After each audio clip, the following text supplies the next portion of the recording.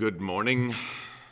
That reminds me, my wife, she's like 75 years old, I think, and so she sings this song from "Singing in the Rain" by Debbie Reynolds, where it goes, good morning, it's great to stay up late. Good morning to you."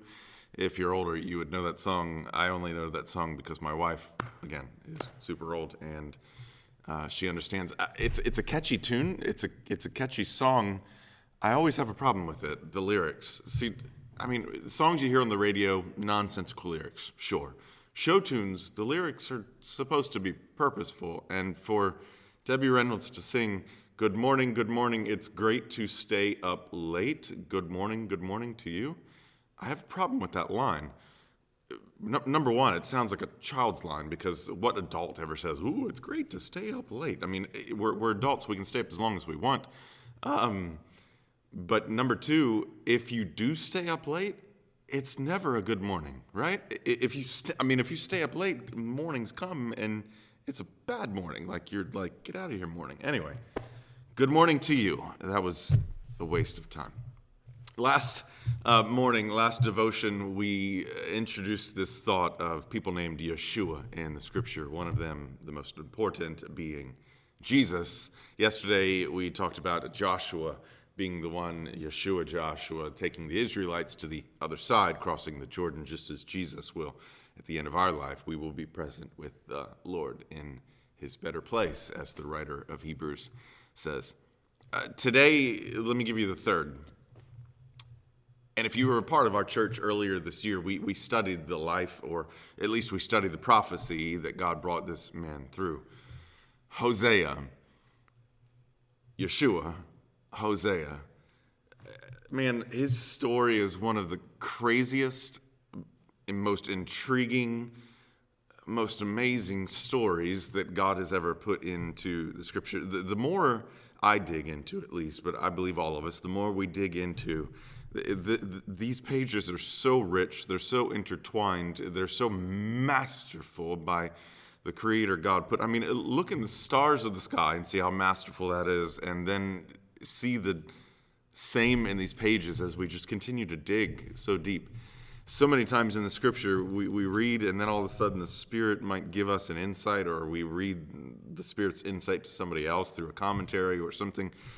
And it's one of those moments where so often, no matter how many times we read through the scripture, it's a, oh my goodness moment where we see the depth of what God is trying to tell us. And I got to say, I mean, I had read through Hosea before as a young person, and I remember reading it the first time going, this is the strangest, I mean, this is like a waste of paper, like this story. And then I got it. And then I was almost ruined by it, because I realized my part of the story. And that's kind of a three-part confession there. I saw the story, I didn't get it. Then I got the story, and then the third time, ruined by the story.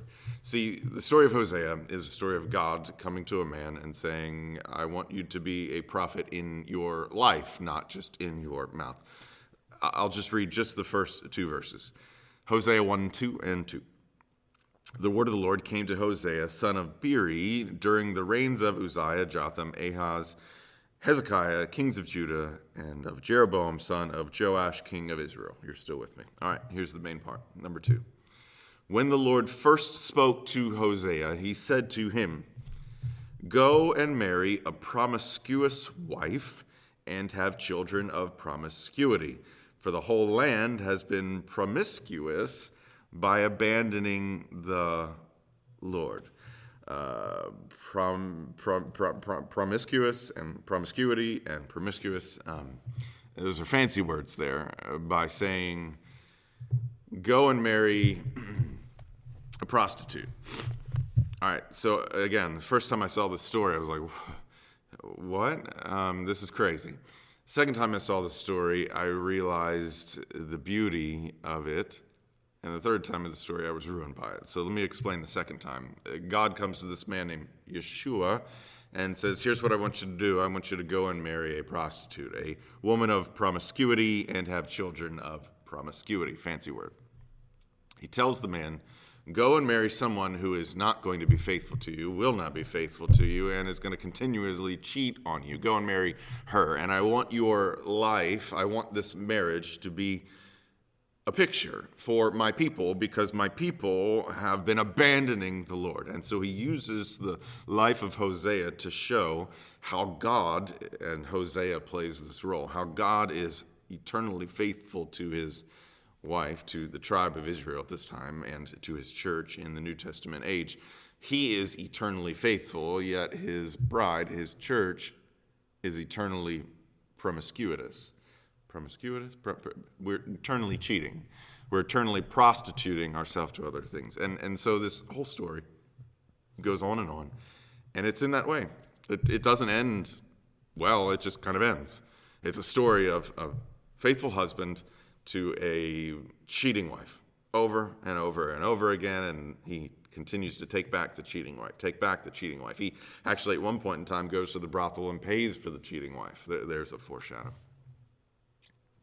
And so I read this story a second time and thought, man, that's profound, because he's looking at me and the church and all of us, knowing that we're cheating, we're running, and he takes us back. He forgives. What a faithful God to an undeserving prostitute of a man in my sinfulness. But then the third time I read the story, I was ruined by it. Because, as you and I often do, we often read stories and place ourselves into stories. If I was in this story, what character would I be?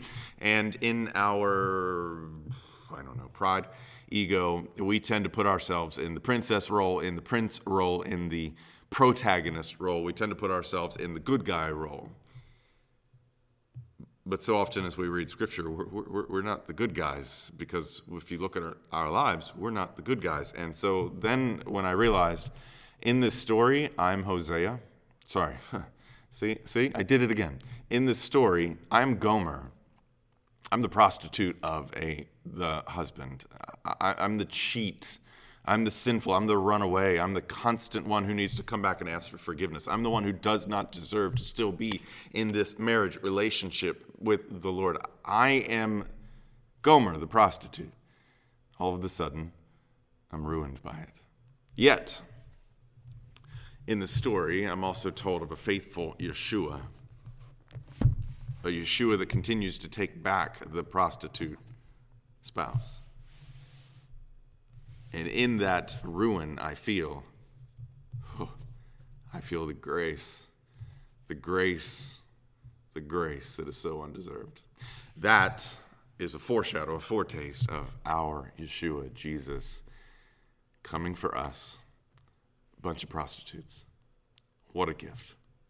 See you tomorrow.